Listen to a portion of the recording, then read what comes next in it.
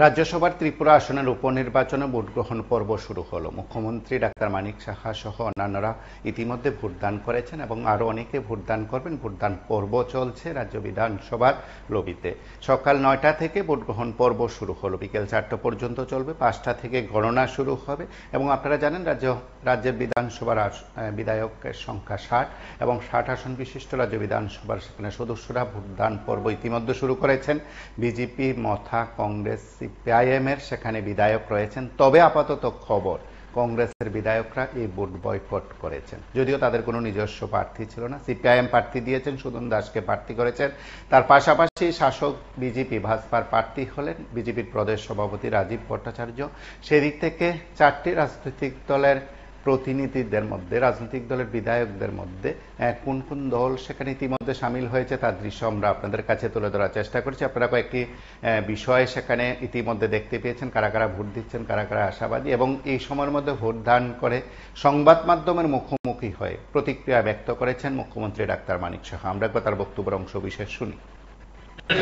জয় রাজ্যসভা আমাদের মনোনীত প্রার্থী ভারতীয় জনতা পার্টির পক্ষ থেকে, আমাদের যে রাজ্য ভোটারদেরকে আমাদের 47টা ভোট, 47 ভোট টোটাল, মানে বিজেপি, ত্রিপুরা মথা এবং আইপিএফটি টোটাল 47 ভোট। 47 ভোটেই আমাদের রাজীব ভট্টাচার্যের পক্ষে পড়বে, অর্থাৎ আমাদের ভারতীয় জনতা পার্টির পক্ষে হবে নিশ্চিত জয়, এর মধ্যে আর কোনো প্রশ্ন নেই।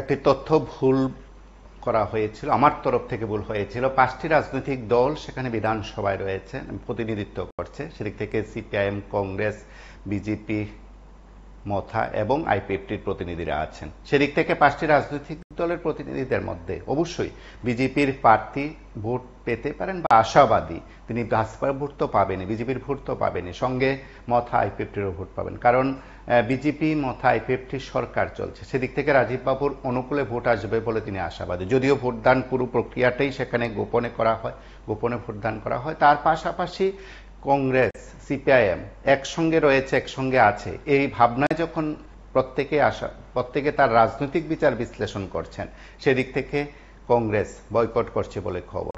ইত্যাদির বিষয় নিয়ে ইতিমধ্যে প্রতিবাদী কলম সংবাদ প্রকাশ করেছে। তার পাশাপাশি আজ যখন এই ভোট গ্রহণ পর্ব শুরু হলো, প্রক্রিয়া শুরু হলো, তখন নানা দিক থেকে কিন্তু আলোচনা চর্চা শুরু হয়ে গেছে। আমরা আরো কিছু বক্তব্যের অংশ বিশেষ শুনি।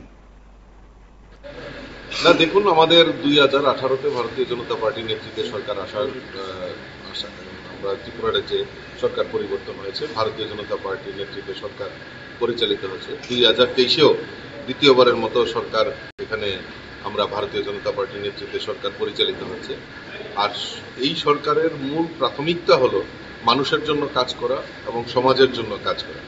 আমরা ক্ষমতার জন্য শুধু রাজনীতি করি না, মানুষের পাশে দাঁড়িয়ে মানুষকে সহযোগিতার জন্য আমরা কাজ করি। আমরা এই সময় রাজ্যসভার যে 0 আসনে উপনির্বাচন অনুষ্ঠিত হচ্ছে তার দৃশ্য আমরা দেখলাম। সেদিক থেকে যতটুকু খবর সংগ্রহ করতে পেরেছি, সেদিক থেকে নিশ্চিত হয়েছি, আপনাদের কাছে ইতিমধ্যে প্রতিবাদী কলম সংবাদ প্রকাশ করেছে, কংগ্রেসের বিধায়করা ভোট বয়কট করছেন, ভোট দানে যাচ্ছেন না। কেন যাচ্ছেন না আমরা কথা বলবো বিধায়ক সুদীপ রায় বর্মনের সঙ্গে। সুদীপ বাবু, PB24 আপনাকে স্বাগত এবং বিস্তৃত জানতে চাই। রাজ্যসভার উপনির্বাচনের আসনে ভোট হচ্ছে, ইতিমধ্যে আপনারা ভোট বয়কট করবেন এমন খবর ছড়িয়ে পড়েছে, একটু বিস্তৃত বলুন। দেখুন, এখানে তো বিধায়করাই ভোটাধিকার প্রয়োগ করে, আর যে সমস্ত বিধায়করা মানুষের ভোটে, জনগণের ভোটে জয়ী হয়ে এসছে, যখন গত পঞ্চায়েত নির্বাচনে, শুধু পঞ্চায়েত লোকসভা বলবো, লোকসভা নির্বাচনে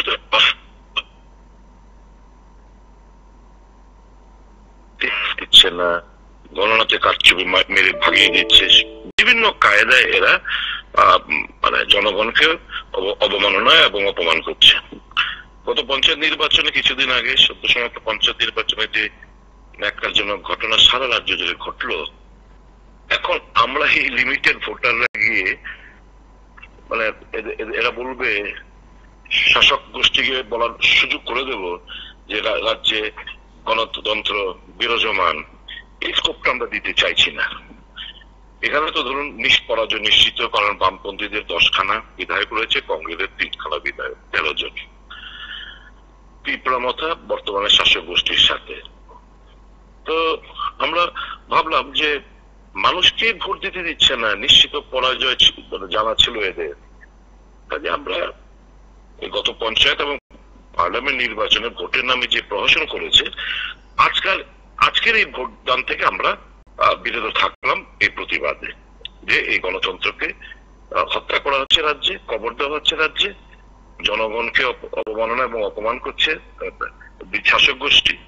কাজে এর প্রতিবাদে আমরা ভোটদান থেকে আমরা বিরত রইলাম।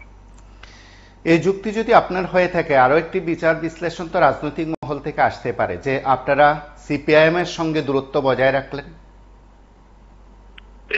এটা ব্যাখ্যা যে যেরকম ভাবে আমরা মেইন কারণটা আমরা বললাম, ব্যাখ্যা করা মানুষের 1000টা ব্যাখ্যা দিতে পারবে, আর এটা ব্যাখ্যাটা যদি দেয় আমরা আমাদের মানুষের স্বার্থে আমরা কথা বলবো, মানুষের স্বার্থে কথা বলে এসছি, মানুষের স্বার্থে লড়াই করে যাব। এখন ব্যাখ্যা আপনাদের মানুষের যেরকম ভাবে যে ব্যাখ্যা করবে আমাদের কিছু বলার থাকবে না। তো fact of the matter is, আমরা এটুকু নির্দ্বিধায় বলতে পারি, গত পঞ্চায়েত নির্বাচন এবং বামফ্রন্টের উচিত ছিল, আমি আজকে এই জায়গায় দাঁড়িয়ে এইভাবে বলবো যে বামফ্রন্টের উচিত ছিল ক্যান্ডিডেট না দিয়ে এই যুগে আমরা যদি প্রতিবাদ করতাম আরো ভালো হতো।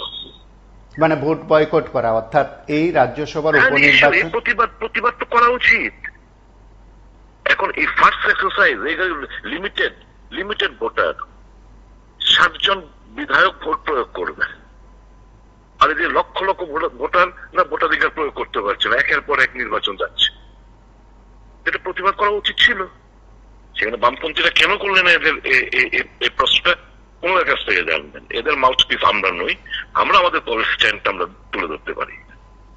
অবশ্যই, অসংখ্য ধন্যবাদ আপনাকে। এবং আমরা কথা বললাম বিধায়ক সুদীপ রায় বর্মনের সঙ্গে, তিনি তার মতন করে ব্যাখ্যায় বলছেন সদ্য সমাপ্ত পঞ্চায়েত নির্বাচন এবং গেল লোকসভার নির্বাচনে সেখানে সুদীপ রায় বর্মনদের যারা ভোট দিয়ে বিধায়ক বানিয়েছেন তারা ভোট দিতে পারেননি, সেই জনগণ নাকি ভোট দিতে পারেননি, সেই জনগণকে ভোটদান থেকে কেন বিরত রাখা হয়েছে, তাদের কি অভিযোগ ইত্যাদি নিয়ে নানা কথা হয়েছে। সদ্য সমাপ্ত পঞ্চায়েত নির্বাচন কিংবা লোকসভা নির্বাচনে সেখানে ভোটের নামে প্রহসনের অভিযোগ কংগ্রেস সহ বিরোধী দলগুলোর ছিল, কোথাও কোথাও শাসক দলের লোকজনও কথা বলতে শুরু করেছেন। সে যাই হোক, এখন কিন্তু রাজ্যসভা ত্রিপুরার আসনে 0 আসনে থেকে উপনির্বাচনে ভোট গ্রহণ পর্ব যখন শুরু হলো, রাজ্য বিধানসভা লবিতে যখন ভোট গ্রহণ পর্ব চলছে, ঠিক তখন কিন্তু এই প্রশ্ন উঠল, কংগ্রেস কোথায়?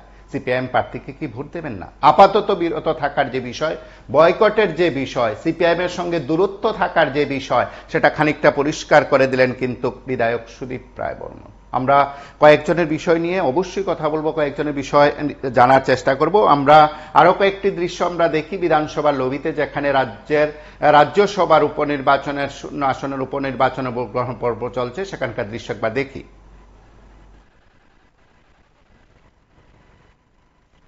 আমাদের সরকার, ডাবল ইঞ্জিনের সরকার, সেই প্রচেষ্টাই আমাদের এই ত্রিপুরা রাজ্যে করে চলছে। এবং বিশেষ করে আমরা জানি যে নরেন্দ্র মোদীজির নেতৃত্বে সরকার দিল্লি পরিচালিত হচ্ছে, এবং উত্তর পূর্বাঞ্চল স্বাধীনতার পর থেকেই আমরা যদি দেখি, এই উত্তর পূর্বাঞ্চল বিশেষ করে ত্রিপুরা রাজ্য বঞ্চিত ছিল।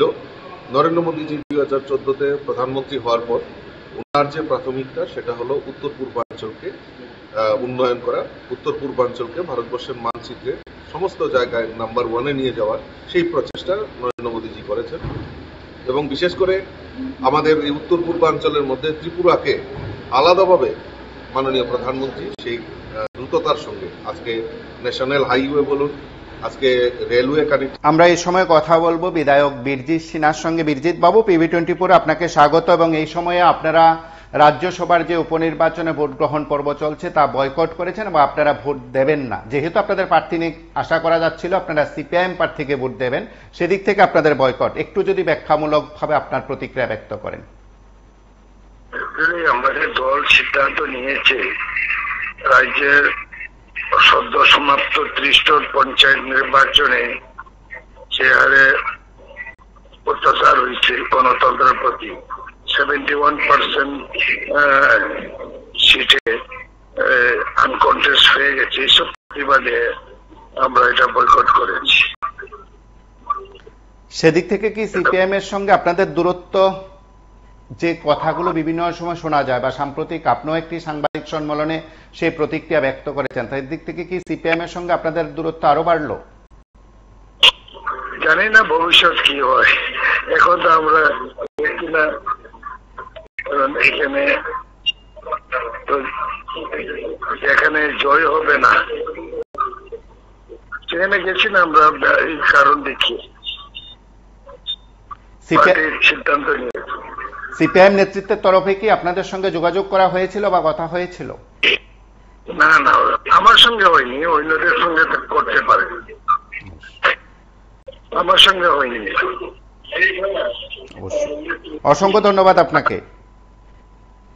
আমরা কয়েকটি বিষয় নিয়ে যখন কথা বলছিলাম, রাজ্যসভার 0 আসনের উপনির্বাচনের ভোট গ্রহণ পর্ব চলছে এবং সে ভোট গ্রহণ পর্বে কংগ্রেস বিধায়কদের যখন দেখা যাচ্ছে না রাজনৈতিক মহলে, কিন্তু জোর আলোচনা শুরু হয়ে গেছে এবং সেখানে গুঞ্জন। আমরা ইতিমধ্যে এই খবরটি আপনাদের কাছে তুলে ধরার চেষ্টা করছি। প্রতিবাদী কলম ইতিমধ্যে খবর জানিয়েছে যে কংগ্রেস বয়কট করতে চলেছে রাজ্যসভার উপনির্বাচনের ভোট গ্রহণ পর্বে, কারণ তারা সিপিআইএম প্রার্থীকে ভোট দেবেন না বলে সেটা ইঙ্গিত স্পষ্ট ছিল। সেদিক থেকে আমরা কথা বলছিলাম বিধায়ক সুদীপ রায় বর্মনের সঙ্গে, কথা বলছিলাম বিধায়ক বীরজিৎ সিনহার সঙ্গে। দুজনেই তাদের দলীয় অবস্থান থেকে যে সেই ব্যাখ্যা আপনাদের কাছে দিয়েছেন, সেই ব্যাখ্যা আপনাদের কাছে আমরা তুলে ধরার চেষ্টা করেছি এবং অবশ্যই আপনাদের কাছে আরো কয়েকজনের কথা আমরা তুলে ধরার চেষ্টা করব। সমস্ত জায়গায় নাম্বার 1-এ নিয়ে যাওয়ার সেই প্রচেষ্টা নরেন্দ্র মোদীজি করেছেন এবং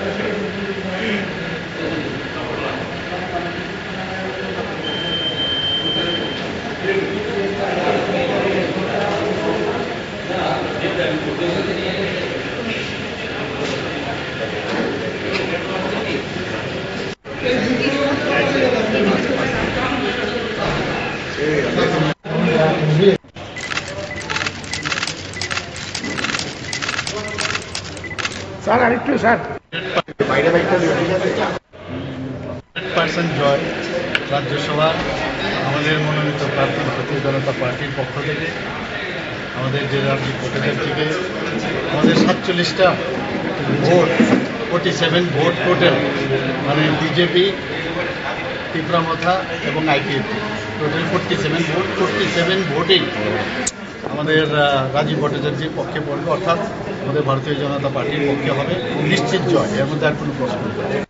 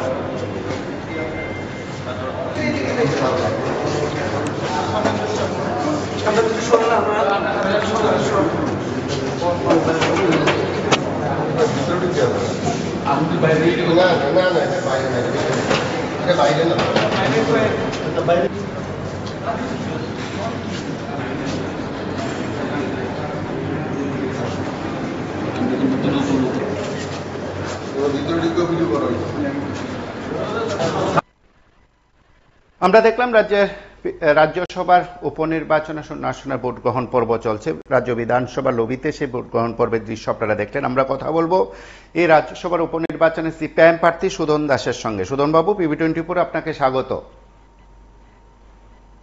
ধন্যবাদ আপনাদের। বলুন। আপনি নিশ্চয়ই সেখানে আছেন এবং এই ভোট গ্রহণ পর্ব শুরু হলো, আপনার দলীয় ভোটাররা তো আছেন। একটু যদি ব্যাখ্যামূলকভাবে প্রথম পর্বের দিক থেকে প্রতিক্রিয়া ব্যক্ত করেন। না, এটা তো আপনারা জানেনই যে ত্রিপুরা রাজ্যের একটা মাত্র আসন রাজ্যসভায়, এখান থেকে একজন প্রতিনিধি নির্বাচিত হয় আমাদের রাজ্য থেকে। সেই নির্বাচনে এটা উপনির্বাচন। এই উপনির্বাচনে আমরা সিপিআইএম দলের পক্ষ থেকে আমাকে প্রার্থী করা হয়েছে, আমরা প্রতিদ্বন্দ্বিতা করার সিদ্ধান্ত নিয়ে। সংখ্যার দিক থেকে বিধায়করাই ভোট দেন, সে ভোটে আমাদের জেতার মতো সেরকম সংখ্যা আমাদের নেই। কিন্তু এটা শুধু জেতার জন্য না, নির্বাচন সব সময়ই একটা রাজনৈতিক লড়াই, নীতিগত লড়াই, আদর্শগত লড়াই। সেই লড়াইয়ে আমরা অংশগ্রহণ করেছি।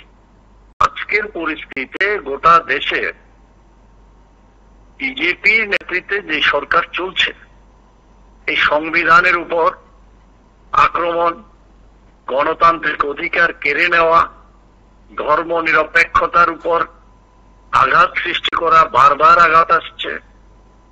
ছাত্র যুবরা সংকটে আছে, শিক্ষা ব্যবস্থা ভেঙে পড়ছে, ওদের কর্মসংস্থান নেই, দলিত তাদের অধিকার ভুলুণ্ঠিত, নির্যাতন বাড়ছে, সংরক্ষণ নেই, আদিবাসীদের অধিকার তাদের সংরক্ষণ নিয়ে যা চলছে, তার বিরুদ্ধে দেশব্যাপী মানুষের যে প্রতিক্রিয়া, এটা আমরা কিছুদিন আগে লোকসভার মধ্যে দেখেছি। লোকসভা ভোটের সময় বিজেপি 400 পার করবে বলেছিল, তাদের স্লোগান ছিল, প্রধানমন্ত্রী নরেন্দ্র মোদী থেকে শুরু করে সকলে স্লোগান দিচ্ছিল।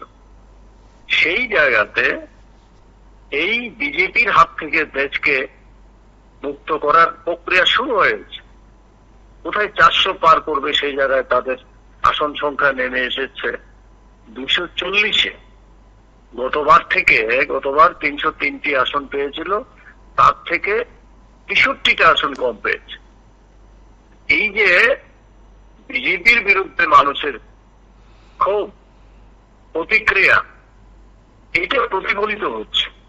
তাই এই ধরনের রাজনৈতিক লড়াইয়ে পরিস্থিতিতে আমরা আমাদের রাজ্যে জয় পরাজয় বড় কথা না, এই ধরনের একটা উচ্চ পর্যায়ের রাজনৈতিক লড়াইয়ে আমরা অংশগ্রহণ করেছি।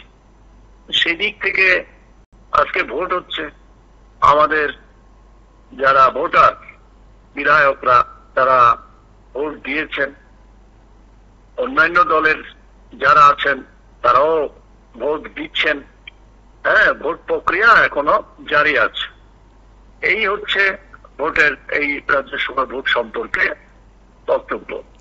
ইতিমধ্যে কংগ্রেস নেতৃত্ব, বিধায়করা জানিয়েছেন তারা ভোট দেবেন না। কি প্রতিক্রিয়া আপনার? না, কংগ্রেস দল, তারা তো তাদের দলের সিদ্ধান্ত তারা নিতেই পারেন, সে অনুসারে তারা সিদ্ধান্ত নিয়েছেন। এখানে আমার তো আলাদা করে কিছু বলার নেই। এরা তারা তাদের দলের সিদ্ধান্ত নিতেই পারেন, তারা সেভাবে সিদ্ধান্ত নিয়েছেন। আপনার তরফে তো তাদের কাছে আপিল ছিল। আমরা এই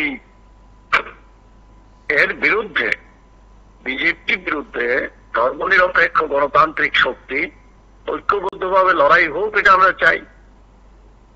তো কংগ্রেস কি করবে এটা নিশ্চয়ই তাদের মতামত, সিদ্ধান্ত নেওয়ার স্বাধীন ভূমিকা আছে, তারা নিয়েছেন। আপনার তরফ থেকে বা আপনার দলের তরফ থেকে তো কংগ্রেস বিধায়কদের কাছে ভোট চাওয়া হয়েছিল, আপনারা টেলিফোনে বা সশরীরে যোগাযোগ করেছেন বা কথা বলেছেন?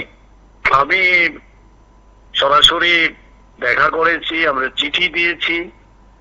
হ্যাঁ, তো সেই সময় কথা হয়েছে। এখন বাকি সিদ্ধান্ত তো ওনারাই দিবেন। ওনারা তখনও বলেছেন আমাদের দলের সিদ্ধান্ত যেভাবে হয় সেভাবেই আমরা কাজ করব, এটাই বলেছেন। হ্যাঁ, অবশ্যই। অসংখ্য ধন্যবাদ আপনাকে। এবং এর বাইরেও আমি অন্যান্য দলের যারা আছেন, বিজেপি, তারপরে ত্রিপুরা মথা, তাদেরকেও আমরা চিঠি দিয়েছি। অবশ্যই, অসংখ্য ধন্যবাদ আপনাকে। এবং আমরা কথা বললাম রাজ্যসভার উপনির্বাচনে সিপিআইএম প্রার্থী সুধন দাসের সঙ্গে। তিনিও তার মতন করে প্রতিক্রিয়া ব্যক্ত করেছেন। ইতিমধ্যে কংগ্রেস বিধায়ক সুদীপ রায় বর্মন, বীরজিৎ সিনহারা জানিয়েছেন দলীয় সিদ্ধান্ত, তারা এই উপনির্বাচনে ভোট গ্রহণ পর্বে অংশ নিচ্ছেন না। তাদের কি বক্তব্য, তাদের কি যুক্তি, আমরা কিন্তু এই অনুষ্ঠানে এই মাধ্যমে আমরা শুনিয়েছি। আরো একবার অবশ্যই আপনাদের কাছে সেই বিষয়গুলো তুলে ধরবো, আপনারা দেখতে থাকুন। রাজ্য বিধানসভার লবিতে রাজ্যসভার উপনির্বাচনের ভোট গ্রহণ পর্ব চলছে।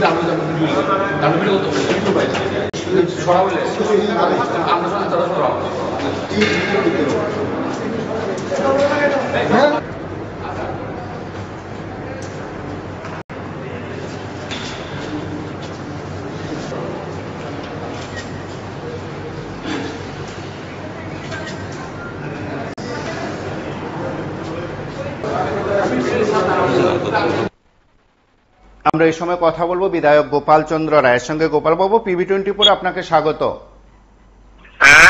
PB24 আপনাকে স্বাগত, আপনি লাইভে আছেন। আমরা জানতে চাইবো যে রাজ্যে কিন্তু রাজ্যসভার উপনির্বাচনে ভোট গ্রহণ পর্ব ইতিমধ্যে শুরু হয়ে গেছে। আপনার দলের তরফে সতীর্থরা জানিয়েছেন আপনারা ভোট বয়কট করেছেন, আপনার কি ব্যাখ্যা? আমি ছিলাম না, আমি আজকে এইমাত্র এলাম। আমি বাইরে গেছিলাম রাজ্যের বাইরে কাজে। তো এই ব্যাপারটা হলো আজকে হাইকমান্ড যা বলে করবো, হাইকমান্ড যে সিদ্ধান্ত দেবে, আমরা তো এটা অল ইন্ডিয়া পার্টি, আমাদের হাইকমান্ড তো একটা সিদ্ধান্ত নিশ্চয় দিয়েছে। আমি জানি না, আমাকে কমিউনিকেট করবে এই প্রেসিডেন্ট, যা সিদ্ধান্ত নেবে আমি সেটাই, আমার ব্যক্তিগত মত থাকবে সেটা। এটা দিল্লির হাইকমান্ডের সিদ্ধান্ত। আপনারা সেখানে ভোট দেবেন না, তার ব্যাখ্যা ইতিমধ্যে দেওয়া হয়েছে নিশ্চয়ই। আপনি কি আমার কথাটা বুঝতে পারছেন না? হ্যাঁ, বুঝেছি। আমি telling in Bengali, brother, not in China language. I am telling according to High Command decision. High Command যদি বলে ভোট দাও, ভোট দেবো। আমি এই জন্যতে এলাম আজকে, তাহলে কি কেন আসতাম? হাই কমান্ড যদি বলে যে তোমরা ভোট বয়কট করো, তোমাদের সিদ্ধান্ত, এটা পিসিসি সিদ্ধান্ত। আমি তো একটা ডিসিপ্লিন পার্টির একটা সদস্য, বুঝেন না? অবশ্যই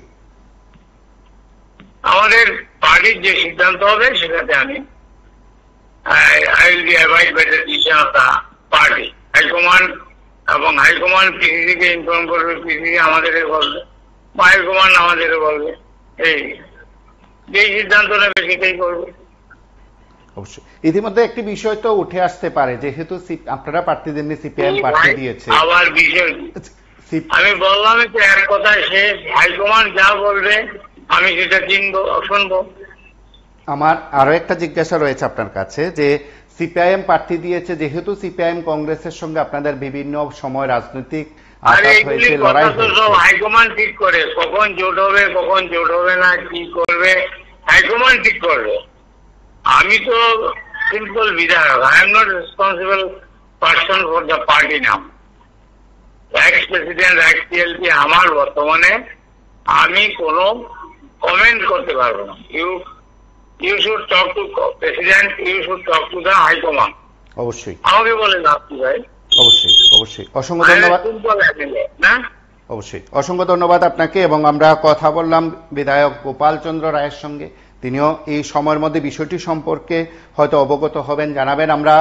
আমরা আপনাদের কাছে আরো একবার বলছি, রাজ্যসভার উপনির্বাচনে ভোট গ্রহণ পর্ব সেখানে শুরু হলো। ভোট গ্রহণ পর্ব সেখানে শুরু হওয়ার মুহূর্তে কিন্তু রাজ্য রাজনীতিতে এক বড়সড় আলোচনার মধ্যে চলে এসেছে যে সিপিআইএম প্রার্থী সেখানে রয়েছে, কিন্তু কংগ্রেস সেখানে ভোট বয়কট করেছে। ইতিমধ্যে স্পষ্ট করে বিধায়ক সুদীপ রায় বর্মন, বীরজি সিনহারা জানিয়ে দিয়েছেন যে তারা কি কারণে ভোট বয়কট করছেন, তাদের কি রাজনৈতিক এজেন্ডা, তাদের কি রাজনৈতিক দৃষ্টিভঙ্গি, বক্তব্য, আমরা সেদিক থেকে তাদের বক্তব্য আমরা শুনলাম। এবং অবশ্যই সিপিআইএম প্রার্থী সুদন দাসের বক্তব্য আমরা শুনেছি। সুদন বাবু ব্যক্তিগতভাবে সব ভোটারদের কাছে গেছেন, সব ভোটারদের সঙ্গে কথা বলার চেষ্টা করেছেন, সব ভোটারদের কাছেই তিনি ভোট পাওয়ার অধিকার হিসাবে তিনি তার দাবির কথা, আপিলের কথা জানিয়েছেন।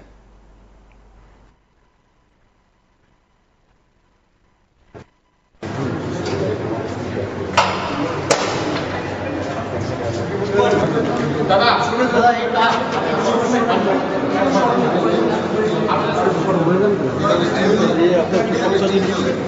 কথা উঠো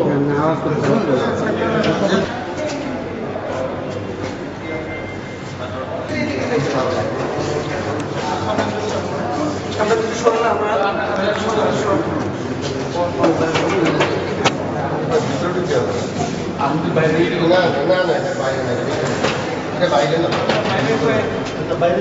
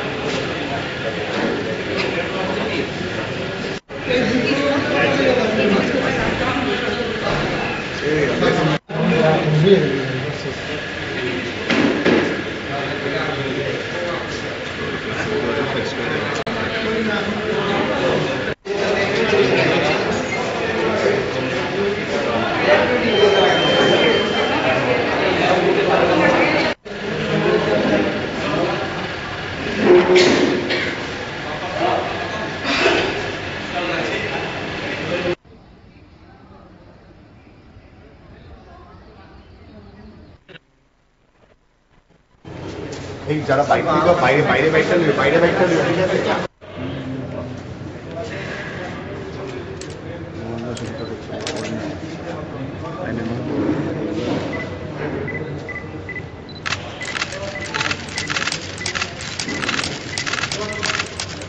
স্যার আরেকটু স্যার 100% জয় রাজ্যসভা আমাদের মনোনীত প্রার্থী ভারতীয় জনতা পার্টির পক্ষ থেকে, আমাদের জেলা আর্থিক ভোটারদেরকে আমাদের 47টা ভোট 47 ভোট টোটাল, মানে বিজেপি, তীব্রামথা এবং আইপিএফটি টোটাল 47 ভোট। 47 ভোটেই আমাদের রাজীব ভট্টাচার্যের পক্ষে পড়বে, আমাদের ভারতীয় জনতা পার্টির পক্ষে হবে নিশ্চিত জয়, এর মধ্যে আর কোনো প্রশ্ন নেই। আপনারা শুনলেন সেখানে রাজ্যসভার উপনির্বাচনে ভোট গ্রহণ পর্বে মুখ্যমন্ত্রী কি বলেছেন, বিজেপির প্রদেশ সভাপতি তথা প্রার্থী হিসাবে রাজীব ভট্টাচার্য কি বলেছেন, সিপিআইএম প্রার্থী সুদন দাসের বক্তব্য এবং কংগ্রেস বিধায়করা এই রাজ্যসভার উপনির্বাচনে ভোট গ্রহণ পর্ব সেখানে অংশ নিচ্ছে না, ভোট বয়কট তারা করেছেন।